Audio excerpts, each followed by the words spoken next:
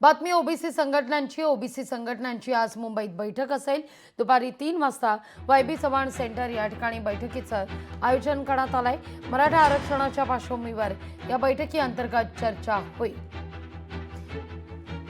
या सगळ्याविषयी अधिक माहिती घेण्याकरता थेट जाऊया आपले प्रतिनिधी चेतन ननावरे यांच्याकडे।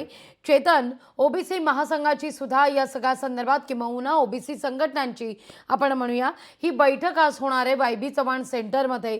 सातत्याने मुख्यमंत्री या सगळ्या संदर्भात वक्तव्य करतायत, कोणाच्याही ताटातलं काढून दिलं जाणार नाही। सरसकट संदर्भात जो मुद्दा वारंवार उपस्थित केला जातोय त्यावर विशेषत्वाने या बैठकीत मंथन होण्याची शक्यता नाकारता येत नाही। चेतन, निश्चितपणे लागवी, कारण आता ही मैदानातील लढाई आहे ती कोर्टाच्या मैदानात पोहोचलेली आहे। कालपर्यंतची रस्त्यावरती मराठा समाजाची लढाई सुरू होती, आता पुढील लढाई ही कोर्टामध्ये त्यांना लढावी लागणार आहे। कारण ओबीसी संघटना आहेत वेगवेगळ्या, त्यांनी या मराठा समाजासंदर्भित घेतलेल्या शासन निर्णयाला हरकत घेतलेली आहे। आणि एकूणच आज काँग्रेसचे जे नेते आहेत विजय वडेट्टीवार यांनी या बैठकीचं आवाहन केलेलं आहे आणि वायबी चव्हाणमध्ये ही बैठक पार पडणार आहे। आणि या बैठकीमध्ये आता नेमकं कोण कोण येतं हे पाहावं लागेल, कारण सत्ताधारी पक्षातील मंत्री असलेले छगन भुजबळ यांनीही या शासन निर्णयाला विरोध केला होता आणि आपण कायदेशीर लढाई लढू असं स्पष्ट केलं होतं। परिणामी आता छगन भुजबळ सुद्धा वडेट्टीवार यांनी आवाहन केलेल्या बैठकीला उपस्थित राहणार का याकडे आपलं लक्ष असेल। दुसरीकडे मराठा संघटनातर्फे सुद्धा आता सुप्रीम कोर्टासहित मुंबई उच्च न्यायालय आणि छत्रपती संभाजीनगर खंडपीठामध्ये या संदर्भात कॅव्हेट दाखल करण्यात आलेले की कुठलीही जर या निर्णयाविरोधात याचिका दाखल झाली तर आमचंही म्हणणं मांडून देण्याची आम्हाला संधी मिळावी।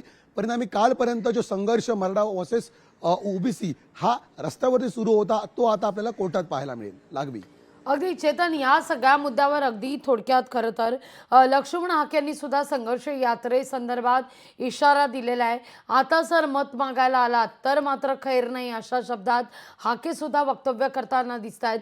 यातून तोडगा नेमका कसा काढला जाणार आहे? एक मागणी आहे पण यावर मात्र विचार करणारे दोन वेगवेगळे मतप्रवाह आहेत, दोन वेगवेगळ्या मतप्रवाहाचे मार्ग सुद्धा आहेत। निश्चितपणे आता ज्या प्रकारे मराठा संघटना एकवटलेल्या होत्या त्याप्रमाणे ओबीसी संघटना सुद्धा आता या शासन निर्णयाविरोधात एकवटणार का हे पाहणं महत्त्वाचं असेल। आणि आज दुपारी 3 वाजता बैठक होते, या बैठकीमध्ये नेमक्या किती संघटना येत आहेत, किती राजकीय पक्ष एकत्र येत आहेत यावरती एकंदरीत ओबीसीचा जो संघर्ष आहे मराठा कुणबी विरोधातला तो आपल्याला स्पष्ट होताना पाहायला मिळेल। दुसरीकडे सरकारकडूनही आव्हान असेल ते म्हणजे दोन गोष्टींवरती। एकदा मुख्यमंत्री देवेंद्र फडणवीस यांनी स्पष्ट केलं आहे की आम्ही कुणाच्याही ताटातलं काढलेलं नाहीये, त्यामुळे जी नवीन उपसमिती त्यांनी ओबीसीसाठी नेमलेली आहे त्याचे अध्यक्ष सध्या चंद्रशेखर बावनकुळे आहेत, त्यांना आता एकंदरीत ही पुढची कोर्टातली लढाई लढावी लागू शकते। त्यामुळे दुसरी मराठा उपसमिती आणि ओबीसी उपसमिती अशा दोन्ही उपसमितींना आता हा शासन निर्णय टिकवण्याचं आव्हान असेल। लागवी चेतन, धन्यवाद तुम्ही दिलेल्या एकूणच सविस्तर माहिती करता। लोकशाही मराठी ऐका, पहा, जागरूक रहा।